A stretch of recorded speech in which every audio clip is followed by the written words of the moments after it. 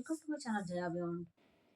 ನಾನು ಇವತ್ತು ಮಾತಾಡಕ್ಕೆ ಹೊರಟಿರೋ ವಿಷಯ ಬಂದು ಈಗ ಟ್ರೆಂಡಿಂಗ್ ಅಲ್ಲಿರುವಂತಹ ಮತ್ತೆ ವೈರಲ್ ಆಗ್ತಾ ಇರುವಂತಹ ವಿಡಿಯೋ ಬಂದು ಅತುಲ್ನ ಸೂಸೈಡ್ ಕೇಸ್. ಆ ಕೇಸ್ ಏನು ಅನ್ನೋದನ್ನ ಲೈಟ್ ಆಗಿ ಹೇಳ್ಬಿಡ್ತೀನಿ. ಈ ಕೇಸಲ್ಲಿ ಏನು ಅಂತಂದ್ರೆ ಹೆಂಡತಿ ಒಬ್ಳು ಸುಳ್ಳು ಕೇಸ್ ಹಾಕೋದು ಗಂಡನ ಮೇಲೆ, ಏನಕ್ಕೆ ಅಂದ್ರೆ ಹಣಕ್ಕೋಸ್ಕರ ಅಂತ. ಈ ಕೇಸ್ ಅವಳು ಏನೇನ್ ತರ ಕೇಸ್ ಹಾಕಿದಾಳೆ ಅಂದ್ರೆ ವರದಕ್ಷಿಣೆ ಕಿರುಕುಳ ಕೇಸು, ಮತ್ತೆ ಕೊಲೆ ಕೇಸು, ಮತ್ತೆ ಇಲ್ದಿರ ಎಷ್ಟೊಂದು ಕೇಸ್ಗಳು. ಅಂದ್ರೆ ಕೋರ್ಟಲ್ಲಿ ಕಾನೂನಲ್ಲಿ ಏನೇನು ಅವಕಾಶ ಇದೆಯೋ, ಹೆಣ್ಣಿನ ಪರವಾಗಿ ಹೆಂಗಸರ ಪರವಾಗಿ ಏನೇನು ಕಾನೂನಲ್ಲಿ ಏನೇನು ಕೇಸ್ ಹಾಕಕ್ಕೆ ಅವಕಾಶಗಳಿದೆಯೋ ಆ ಥರ ಸುಮಾರು ಕೇಸ್ಗಳನ್ನ ಹಾಕಿ ಹತ್ತತ್ರ 9 ಕೇಸ್ಗಳು ಹಾಕಿದಾಳಂತ ಅವನ ಮೇಲೆ. ಈ ಕೇಸ್ಗೆ ಅವರ ತಾಯಿ ಮನೆಯವ್ರು ಕೂಡ, ಅಂದ್ರೆ ಆ ಹೆಣ್ಣಿನ ತಾಯಿ ಮನೆಯವ್ರು ಕೂಡ ಸಪೋರ್ಟ್ ಮಾಡಿದಾರಂತೆ. ಮತ್ತೆ ಮಗುನ ಕರ್ಕೊಂಡೋಗಿ ಜೊತೆಲಿ ಇಟ್ಕೊಂಡಿದ್ದಾರೆ. ಗಂಡನಿಗೆ ನೋಡೋಕೆ ಬಿಡದೋ ಇರೋದು, ಮತ್ತೆ ಗಂಡ ಏನಾದರೂ ಮಗು ನೋಡಬೇಕು ಅಂತ ಅಂದ್ರೆ ಒಂದೇ ಭೇಟಿಗೆ 30 ಲಕ್ಷ ಕೊಡ್ಬೇಕಂತೆ. ಅವನ ಏನೇನು ಆಸೆಗಳಿದೆ ಅದನ್ನ ಬಂಡವಾಳ ಮಾಡಿಕೊಂಡು ಹೆಚ್ಚಿಗೆ ಅವನ ಹತ್ರ ದುಡ್ಡು ಕಿತ್ಕೊಳ್ಬೇಕು ಅನ್ನೋದು ಅವಳ ಇಂಟೆನ್ಷನ್ನು. ಜೊತೆಗೆ ತಿಂಗ್ಳಿಗೆ 2 ಲಕ್ಷ ಕೊಡಬೇಕು ಅನ್ನೋಂತಹ ಕಂಡೀಷನ್ಸು. ಮತ್ತೆ ಈ ಕೇಸನ್ನ ವಾಪಸ್ ತಗೋಬೇಕು ಅಂದ್ರೆ 3 ಕೋಟಿ ಕೊಡಬೇಕು ಅಂತ. ಅಂದ್ರೆ ಬರೀ ದುಡ್ಡುಗೋಸ್ಕರ ಹಣದ ಪಿಸಾಚಿಗಳ ಥರ ಏನು ಮಾಡಿದ್ದಾರೆ, ಇಲ್ದರ ಸುಳ್ಳು ಕೇಸ್ ಹಾಕೊಂಡು ಗಂಡನಿಗೆ ಹಿಂಸೆ ಕೊಡೋಕೆ ಸ್ಟಾರ್ಟ್ ಮಾಡಿದ್ದಾರೆ. ಅದು ಈಗಿನ ಕಾಲದಲ್ಲಿ ಎಷ್ಟೋ ಹೆಣ್ಣು ಮಕ್ಳುಗಳು ಕಾನೂನ ಮಿಸ್ಯೂಸ್ ಮಾಡ್ಕೊತಾ ಇದ್ದಾರೆ ಅನ್ನೋದು ಸತ್ಯನೇ. ಯಾಕೆ ಅಂತ ಅಂದರೆ ಹೆಣ್ಣು ಮಕ್ಳಿಗೆ ಪರ ಹೆಚ್ಚಿಗೆ ಇದೆ ಕಾನೂನಲ್ಲಿ. ಹೆಣ್ಣು ಮಕ್ಳಿಗೆ ಪರ ಇದೆ. ಯಾಕೆ ಅಂತ ಅಂದರೆ ಹಿಂದೆ ಎಲ್ಲ ಗಂಡು ಮಕ್ಳ ದೌರ್ಜನ್ಯಗಳು ಜಾಸ್ತಿ ಇತ್ತು ಅನ್ನೋ ಕಾರಣಕ್ಕೆ ಎಷ್ಟೋ ಕಾನೂನಲ್ಲಿ ಹೆಣ್ಮಕ್ಳಿಗೆ ಸ್ವಲ್ಪ ದೌರ್ಜನ್ಯ ತಡೆಗಳಿಗೆ ಅಂತ ಹೇಳಿ ಹೆಣ್ಮಕ್ಳಿಗೆ ತುಂಬ ಕಾನೂನುಗಳು ಬಂತು. ಅವಳ ಸೇಫ್ಟಿಗೆ, ಸೆಕ್ಯೂರಿಟಿಗೆ ಅಂತ ಸುಮಾರು ಕಾನೂನುಗಳು ಬಂತು. ಆದರೆ ಇತ್ತೀಚೆಗೆ ಅದನ್ನು ಮಿಸ್ಯೂಸ್ ಮಾಡ್ಕೊಳ್ಳೋದು ಕೂಡ ಜಾಸ್ತಿ ಆಯಿತು. ಹೇಳ್ಬೇಕು ಅಂದರೆ ಎಷ್ಟೋ ಸಲ ಸಿಂಪತಿ ವರ್ಕ್ ಆಗುತ್ತೆ. ಏನು ಥರ ಅಂದರೆ ಇವಳು ಹೆಣ್ಣು ಅವಳ ಕೈಯಲ್ಲಿ ಆಗಲ್ಲ, ಹೆಣ್ಮಕ್ಳಿಗೆ ಅಂದರೆ ಸ್ವಲ್ಪ ಶಕ್ತಿಹೀನರು ಅನ್ನೋ ಕಾರಣಕ್ಕೆ ಏನು ಮಾಡುತ್ತೆ, ಸಮಾಜ ಆಗಲಿ ನ್ಯಾಯ ಆಗಲಿ ಏನು ಮಾಡುತ್ತೆ, ಸಿಂಪತಿ ಅನ್ನೋದನ್ನು ತೋರಿಸ್ಬಿಡುತ್ತೆ. ಸಿಂಪತಿ ಅನ್ನೋದು ಎಷ್ಟೋ ಕಡೆ ಹೀಗೆ ವರ್ಕ್ ಆಗುತ್ತೆ. ಈ ಸಿಂಪತಿ ಅನ್ನೋದು ಯಾವ ಥರ ವರ್ಕ್ ಆಗುತ್ತೆ ಅಂತ ಅಂದರೆ ಎಷ್ಟೋ ಕಡೆ ಏನು ಹೇಳಬೇಕು ಅಂದರೆ ಹೆಣ್ಣೇ ತಪ್ಪು ಮಾಡ್ತಿದ್ರು, ಹೆಣ್ಣು ಸ್ವಲ್ಪ ಅಶಕ್ತಳು ಅನ್ನೋ ಕಾರಣಕ್ಕೆ ಏನೋ ಸಿಂಪತಿ ತೋರಿಸೋದು, ಸಮಾಜದಲ್ಲಿ ಸಿಂಪತಿ ತೋರಿಸೋದು. ಹಾಗೆ ವಯಸ್ಸಾಗಿದೆ ಅನ್ನೋ ಕಾರಣಕ್ಕೆ ಸಿಂಪತಿ ತೋರಿಸೋದು ತಪ್ಪು ಆಸಕ್ತರದೇ ಆಗಿರ್ಬೋದು. ಮತ್ತು ಈಗ ಹೇಳ್ಬೇಕು ಅಂದರೆ ದಲಿತರು ಅನ್ನೋ ಕಾರಣಕ್ಕೆ ಸಿಂಪತಿ ಗಿಟ್ಟಿಸ್ಕೊಳ್ಳೋಕ್ಕೋಸ್ಕರ ಏನೇನು ಅವ್ರ ಅಪರಾಧಗಳು ಮಾಡಿದ್ರು ಅವ್ರ ಪರ ಹೋಗ್ಬಿಡೋದು. ಅತ್ತೆ ಆದವಳಿಗೆ ವಯಸ್ಸಾಗಿದೆ ಅನ್ನೋ ಕಾರಣಕ್ಕೆ ಅವಳ ಮೇಲೆ ಸಿಂಪತಿ ತೋರಿಸೋದು. ಇಬ್ಬರು ಹೆಣ್ಣೆ ಆಗಿದ್ರೂ ವಯಸ್ಸಾಗಿದೆ ಅನ್ನೋ ಕಾರಣಕ್ಕೆ ಸಿಂಪತಿ ತೋರಿಸೋದು. ಮತ್ತು ತನ್ನವರು ಅನ್ನೋದಕ್ಕೆ ಸಿಂಪತಿ ತೋರಿಸೋದು. ಅಂದರೆ ಈಗ ತಪ್ಪು ತಮ್ಮವರೇ ಆಗಿದ್ರೆ, ತಮ್ಮ ರಿಲೇಟಿವ್ಸೇ ಆಗಿದ್ದರೆ ಅವ್ರ ಪರ ವಹಿಸ್ಬಿಡೋದು, ತಪ್ಪು ಅವ್ರದ್ದೇ ಆಗಿದ್ರು ಅವ್ರ ಪರ ವಹಿಸ್ಕೊಳ್ಳೋದು. ಇದರಲ್ಲಿ ನಾನು ಹೇಳ್ಬೇಕು ಅಂತಂದರೆ ಹೆಣ್ಣು ಮಕ್ಕಳಿಗೆ ಕಾನೂನು ಯಾಕೆ ಈ ಥರ ಕಣ್ಣಿಗೆ ಬಟ್ಟೆ ಕಟ್ಕೊಂಡಿದೆ ಅಂತ ಹೇಳ್ತಾರೆ, ಕಣ್ಣಿಗೆ ಬಟ್ಟೆ ಕಟ್ಕೊಂಡು ನ್ಯಾಯ ಕೊಡುತ್ತೆ ಅಂತಾರಲ್ಲ, ಅದೇ ಥರ ಅನ್ನಿಸ್ಬಿಡುತ್ತೆ ಅವನು.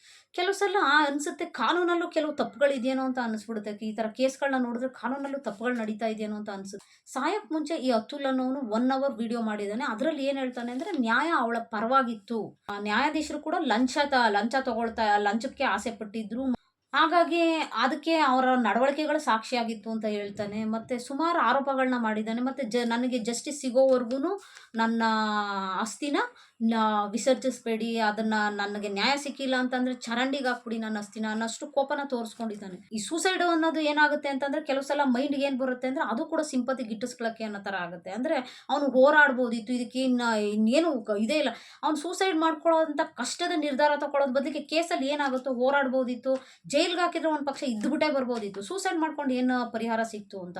ಅವ್ನು ಸೂಸೈಡ್ ಮಾಡ್ಕೋತಾ ಇದ್ದೀನಿ ಅಂದರೆ ನಾನು ಅಷ್ಟು ಕಷ್ಟದಲ್ಲಿದ್ದೀನಿ ಅನ್ನೋದನ್ನ ತೋರಿಸ್ಕೊಳ್ಳೋಕ್ಕೋಸ್ಕರ ಸೂಸೈಡ್ ಮಾಡ್ಕೋತಾರೆ. ಹಬ್ಬ ಅಂದರೆ ಅವನಿಗೆ ಜೀವಾವಧಿ ಶಿಕ್ಷೆ ಆಗಿದ್ರು ಜೈಲಲ್ಲಿ ಕೂತ್ಕೋತಾ ಇದ್ದ, ಊಟ ತಿಂತಾ ಇದ್ದ, ಆರಾಮಾಗಿ ಮಲ್ಕೋತಾ ಇದ್ದ, ಏನೋ ಒಂದು ಕೆಲಸ ಮಾಡ್ತಾ ಇದ್ದ.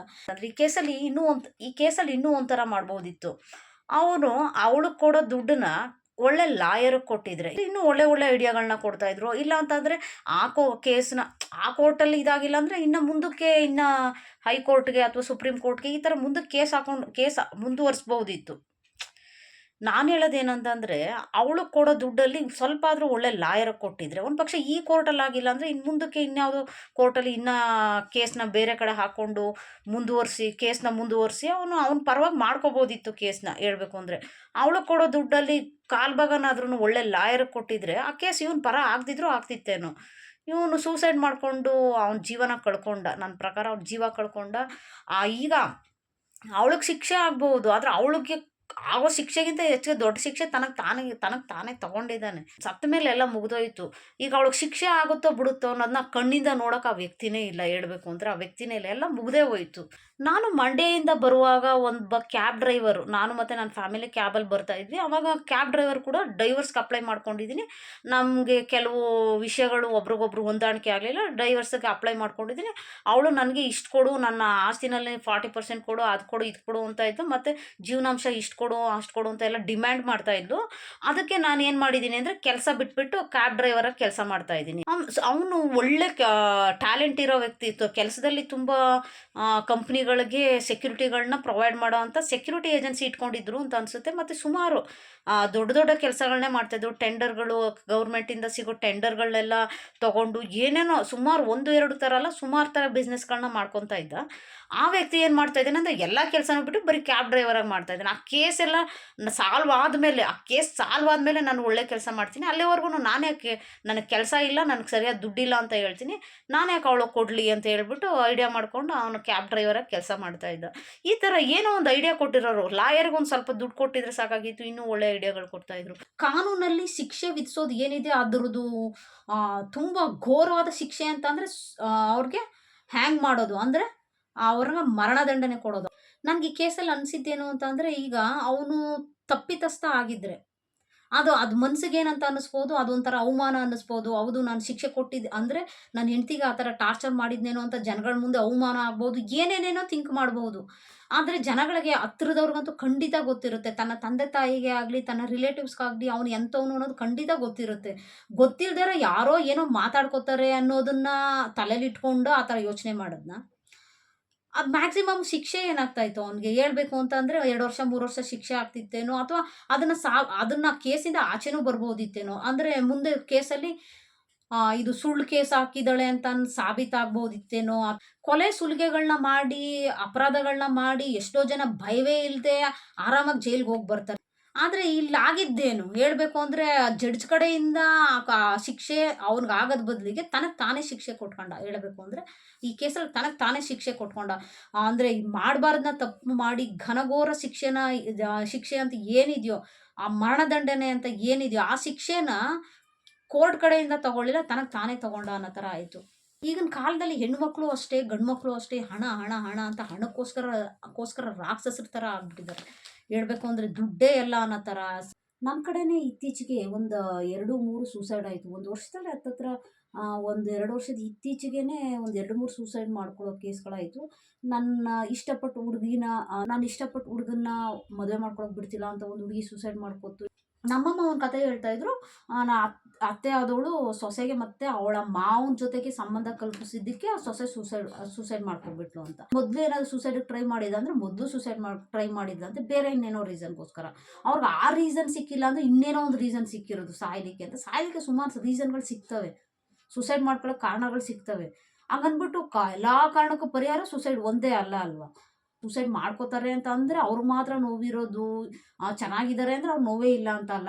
ಒಂದು ಹುಡುಗಿ ಏನೋ ಬೇರೆ ಯಾರೋ ಮೋಸ ಮಾಡ್ದ ಅಂತ ಹೇಳ್ಬಿಟ್ಟು ಅವನೇನೋ ಮೋಸನೂ ಮಾಡಿಲ್ಲ, ಅವನೇನೋ ಕೆಟ್ಟದಾಗಿ ನಡ್ಕೊಂಡ ಅಂದ್ಬಿಟ್ಟು ಇವಳು ಸೂಸೈಡ್ ಮಾಡ್ಕೊಳ್ಳಂತೆ.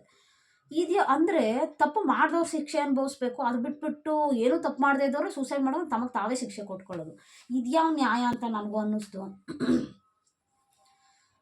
ಹೀಗೆ ಸೂಸೈಡ್ ಮಾಡ್ಕೊಳ್ಳೋ ಮನಸ್ಥಿತಿ ಅನ್ನೋದೇನಿದೆ ವೀಕ್ ಮೈಂಡ್ಗಳಷ್ಟೇ. ಸೂಸೈಡ್ ಮಾಡ್ಕೊಳ್ಳೋಕೆ ಎಲ್ಲರಿಗೂ ಕಾರಣಗಳಿರುತ್ತೆ. ಕೊನೆಗೆ ಅವಳಿಗೆ ಶಿಕ್ಷೆನೂ ಆಗ್ಬೋದು, ಆದರೆ ಅದಕ್ಕಿಂತ ದೊಡ್ಡ ಶಿಕ್ಷೆ ತನಗೆ ತಾನೇ ತಗೊಂಡಿದ್ದಾರೆ. ಹೆಣ್ಮಕ್ಳು ಹಾಕೋ ಇಂಥ ಕೇಸ್ಗಳಲ್ಲೇ ಆಗ್ಬೋದು, ಅಥವಾ ಡೈವರ್ಸ್ ಕೇಸ್ಗಳಲ್ಲೇ ಆಗ್ಬೋದು, ಕಾನೂನಲ್ಲಿ ಇನ್ನೂ ಚೇಂಜಸ್ಗಳು ಆಗಬೇಕು ಅಂತ ನನ್ನ ಪ್ರಕಾರ ಅನಿಸುತ್ತೆ. ಯಾವ ಥರ ಅಂದರೆ, ಈಗ ಡೈವರ್ಸ್ ಆಗ್ತಾರೆ, ಅದಕ್ಕೆ ಏನು ಹೇಳ್ತಾರೆ, ಜೀವನಾಂಶ ತಗೋತಾರೆ. ಜೀವನಾಂಶ ತಗೊಳ್ಳುವಾಗ ಏನಾಗಬೇಕು ಅಂದರೆ, ಜೀವನ ಇರೋವರೆಗೂ ಅವ್ರಿಗೆ ಇಷ್ಟಿಷ್ಟು ಕೊಡಬೇಕು ಅಂತ ಫಿಕ್ಸ್ ಆಗಿಬಿಟ್ಟಿರುತ್ತೆ. ಈಗ ಡೈವರ್ಸ್ ಆದಮೇಲೆ ಒಂದು ಹೆಣ್ಣು ಇನ್ನೊಂದು ಮದುವೆ ಆದರೆ ಅವಳಿಗೆ ಜೀವನಾಂಶ ಇವನ ಕಡೆಯಿಂದ ಯಾಕೆ ಬೇಕು? ನನ್ನ ಪ್ರಕಾರ ಇವನ ಕಡೆಯಿಂದ ಜೀವನಾಂಶ ಯಾಕೆ ಬೇಕು? ನನ್ನ ಪ್ರಕಾರ ಡೈವರ್ಸ್ ಆದಮೇಲೆ ಹೆಣ್ಣು ಮಕ್ಕಳು ದುಡಿಯೋ ಶಕ್ತಿ ಇಲ್ಲದೆ ಇದ್ದವರು, ಮತ್ತು ಏನೇನೋ ಸಮಸ್ಯೆಗಳಿರ್ತವೆ. ಸ್ವಲ್ಪ ದಿನದ ಪರಿಹಾರಕ್ಕೆ ಅಂತ ಹಣ ಬೇಕಾಗ್ಬೋದು, ಜೀವನಾಂಶ ಕೇಳ್ಬೋದು, ಅಥವಾ ಮುಂದೆ ಜೀವನ ಸೆಟ್ಲ್ ಆಗೋವರೆಗೆ ಜೀವನಾಂಶ ಕೊಟ್ಟರೆ ಪರವಾಗಿಲ್ಲ. ಜೀವನ ಇರೋವರೆಗೂ ಜೀವನಾಂಶ ಕೊಡ್ತಾನೆ ಇರಬೇಕು ಅಂದರೆ ಅದು ಯಾವ ನ್ಯಾಯ ಅಂತ ಅನಿಸುತ್ತೆ. ಯಾಕೆ ಅಂತಂದರೆ, ಈಗ ಎಷ್ಟೊಂದು ಡೈವರ್ಸ್ ಕೇಸಲ್ಲಿ ಡೈವರ್ಸ್ ಆದಮೇಲೆ ಆಕೆ ಇನ್ನೊಂದು ಮದುವೆ ಆಗ್ಬೋದು. ಇನ್ನೊಂದು ಮದುವೆ ಆದಮೇಲೆ ಜೀವನಾಂಶ ಏನಕ್ಕೆ ಕೊಡಬೇಕು? ಗಂಡನೇ ಬೇಡ ಅಂದಮೇಲೆ ಗಂಡನ ದುಡ್ಡು ಹಾಕಬೇಕು ಅಂತ ಹೆಣ್ಮಕ್ಳು ಸ್ವಾಭಿಮಾನ ಇರೋರು ಯೋಚನೆ ಮಾಡಬೇಕಲ್ವ. ಎಲ್ಲದರಲ್ಲೂ ಸಮಾನತೆ ಅಂತ ಯೋಚನೆ ಮಾಡಿದಾಗ ಈ ವಿಷಯದಲ್ಲಿ ಯಾಕೆ ತಾರತಮ್ಯ ಮಾಡಬೇಕು? ಇದನ್ನ ನೋಡಿದ್ರೆ ಪಾಪ ಅನ್ಸುತ್ತೆ. ಇವನು ಸೂಸೈಡ್ ಮಾಡ್ಕೊಂಡು ಅವ್ರ ತಂದೆ ತಾಯಿಗೆ ಯಾವ ಥರ ಅನ್ನಿಸ್ತಾ ಇರ್ಬೋದು. ನೆನೆಸ್ಕೊಂಡ್ರೆ ಮನ್ಸಿಗೆ ಬೇಜಾರಾಗುತ್ತೆ.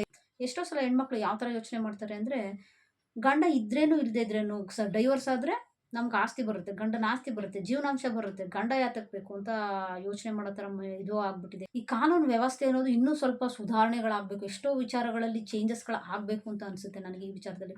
ಅಂದರೆ ಡೈವರ್ಸ್ ಆದ ನಂತರ ಹೆಂಡತಿ ದುಡಿಯೋಕೆ ಹೋಗ್ತಾ ಇಲ್ಲ, ಅವಳು ಅಸಕ್ತಳು ಅಂದರೆ ಸ್ವಲ್ಪ ಜೀವನಾಂಶ ಕೊಡಬೇಕು. ಮತ್ತು ಮದುವೆ ಆಗಿ ಇನ್ನೊಂದು ಮದುವೆ ಆಗಿಲ್ಲ, ಇನ್ನೊಂದು ಮದುವೆ ಆಗದೆ ಕಷ್ಟ ಆಗ್ತಾ ಇದೆ ಅಂತಂದರೆ ಅವಳಿಗೆ ಜೀವನಾಂಶ ಕೊಡಬೇಕು. ಡೈವರ್ಸ್ ಆದ ನಂತರ ಅಕಸ್ಮಾತ್ ಮಗು ಅನ್ನೋದು ಏನಾದ್ರು ಇದ್ದರೆ,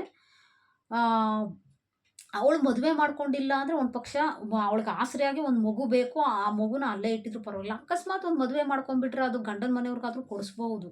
ಅಕಸ್ಮಾತ್ ಆ ಗಂಡು ಅನ್ನೋನು ಏನು ಮಾಡ್ತಾನೆ, ಮದುವೆ ಮಾಡ್ಕೊಂಡಿಲ್ಲ ಅಂತ ಏನಾರು ಇದ್ದರೆ ಗಂಡನ ಮನೆಗೆ ಕೊಡಿಸ್ಬಹುದು.